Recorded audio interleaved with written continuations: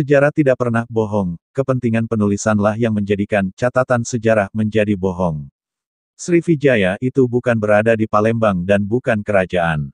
Palembang bukan pusat Buddhisme terdahulu, juga Borobudur bukan berdasar pada ajaran yang terlahir di India. Tapi tiga ajaran yang terlahir dan tumbuh di India berawal dari Savarnatvipa, tergambar di Borobudur dan kini tersimpan sempurna di Bali. Simak klarifikasinya. Situs Muara Takus, di tempat inilah, landmarknya, di sini pernah berdiri pusat Kadatuan, sebelum dan sesudah disebut Sriwijaya, pusat pemerintahannya di Bukit Katangka, dengan wilayah administraturnya ditandai dengan koto, yang memakai angka. Situs Muara Takus, berada di area Kota Suci, yang dibatasi benteng tanggul tanah setinggi hampir 2 meter, dahulu bernama Mong Takui. Area ini adalah pusat puja, tempat pernah dilakukannya ritual dharmik original, gerakan suci berputar mengelilingi objek yang di kemudian hari disebut Pradaksina Prasawiya Tawaf. Ritual dharmik ini pernah disaksikan dan dicatat peziarah Tiongkok yang datang ke sini untuk belajar, bukan membawa ajaran Buddhisme, dari negerinya lalu disebarkan ke Nusantara Indonesia. Mereka adalah Fa Huan 337-422 m. Sung Yun 518-521 m. Hien Sang 602-664 m. Huining 664 m 667 m. Ising 671 sampai 695 m. Atisa di Pamkara Ricnana, tahun 1013 m. Kapan dan siapa misionaris India pra-Islam yang datang ke Nusantara membawa Hindu, Buddha? Tidak ada dan tidak pernah ada, ini hanya publikasi penjajah terhadap sejarah kita yang tanpa dasar penelitian dan berdasar kajian akademik, dan ini harus segera diklarifikasi juga direvisi. Leluhur bangsa Indonesia terdahulu para Brahman, disebut oleh sejarawan Eropa sebagai Brahmanisme sebelum Veda dituliskan. Mereka adalah kaum Saka para Aryan membawa ajarannya, dharmik original keluar Nusantara mendasari lahirnya Buddhisme, Hinduisme dan Jainisme jauh sebelum nama-nama yang tercatat di bawah ini yaitu Dharmadasa 700 sampai 620 SM, Dharmapala 670 sampai 580 SM. Sanjaya Belataputa 6 SM.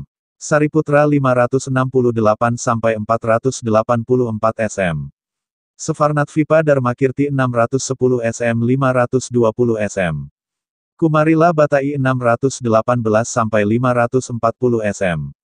Adi Sankara 569 sampai 537 SM. Krijanayasa, Dapuntahiam 671 sampai 702 m. Di sekitar situs Muara Takus terdapat sisa reruntuhan pondasi tempat atau sekolah pembelajaran dharmik yang bercabang di Bihar India, Nalada, dan banyak tempat di Nusantara di antaranya, Fuana Cakapala kini terpublikasi bernama Borobudur. Kaum Saka para Aryan leluhur bangsa Nusantara Indonesia terdahulu membawa ajarannya, dharmik original keluar Nusantara, terekam di relief dasar dengan teks literasi kata, Mahecakya berarti, berkuasa besar, atau kaum yang mempunyai kuasa besar, Cakya, adalah Caka, Saka, inilah leluhur kita di Nusantara tersebar ratusan prasasti berangka tahun Caka, Saka. Ajarannya, dharmik original, dibawa keluar Nusantara, kata Dharma ini terekam di relief dasar dengan teks literasi kata Kusala Dharma Baijana. Dharma disajikan sebagai konsep sentral yang digunakan untuk menjelaskan kebenaran yang lebih tinggi, atau realitas tertinggi dari alam semesta. Dharmik inilah yang ada pada tiga agama di India bersumber dari Nusantara Indonesia terdahulu. Sumbangan terbesar kaum Arya bagi peradaban adalah pengenalan konsep Dharma. Inilah konsep ajaran leluhur Nusantara dan kumpulan kitab tanya jawab tentang ilmu rahasia, dikenal sebagai Tantra Sastra. Literasi dua kata, Arya, dan Tantra terekam menjadi satu kata yang kini disebut daerah Aliantan. Jalan dari arah Aliantan menuju Bukit Suligi masih terdapat Goa Garuda, dan Goa Hanoman, tempat para Arya melakukan kontemplasi, samadhi, mempelajari Tantra.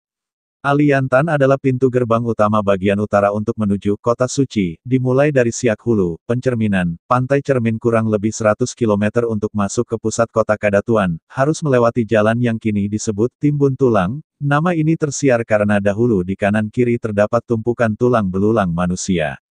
Panglima pemimpin di Aliantan bagian dalam kerajaan, Suri Maharaja di Raja Indo, ada dua tokoh. 1. Sang Hyang Datuok Panglimo Hampuo atau disebut Panglima Campo.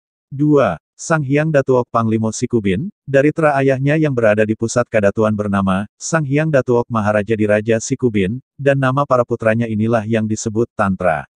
Literasi teks Tantra berasal dari kata Tan artinya, memaparkan kesaktian, kekuatan dewa, atau bisa diartikan sebagai intisari, esensi, atau asal ajaran-ajaran ini yang kemudian berkembang di India.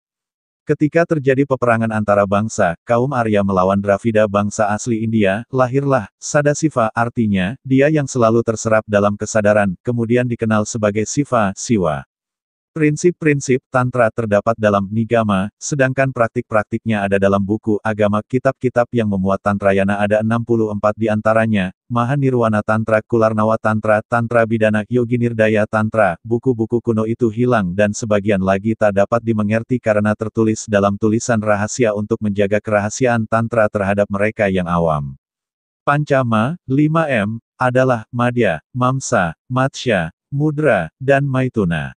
Ajaran tersebut lebih diarahkan kepada konsep karma marga, bhakti yoga, dan jenana marga, praktika Tantrayana, yaitu, maka, kama, dan pancaka, atau dikenal dengan pancama atau malima, sering disalahartikan menjadi molimo, yang buruk.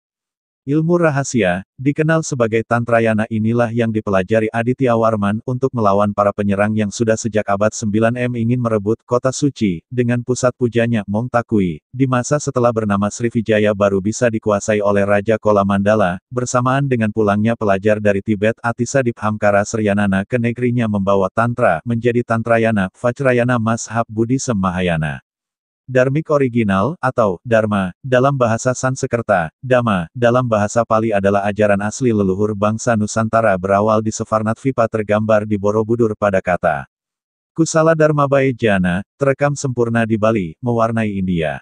Kata Mahecakya berarti berkuasa besar, atau kaum yang mempunyai kuasa besar. Cakya adalah Caka, Saka. Inilah leluhur kita di Nusantara tersebar ratusan prasasti berangka tahun Caka, Saka.